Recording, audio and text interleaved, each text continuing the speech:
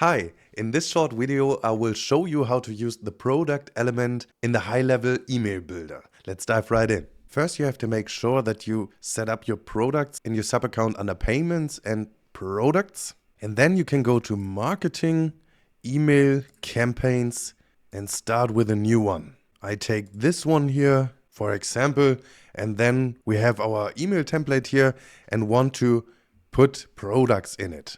Here on the left side under elements you see the products and can put it in via drag and drop. Now the left window is open here and you can add an item you want.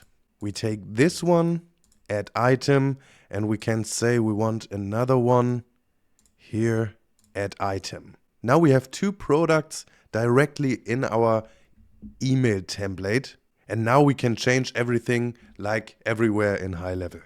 You can say that you don't want to show the description here with test. I put it out, only the title, the coast and the buy now button, but we want to write grab now. You can change everything here.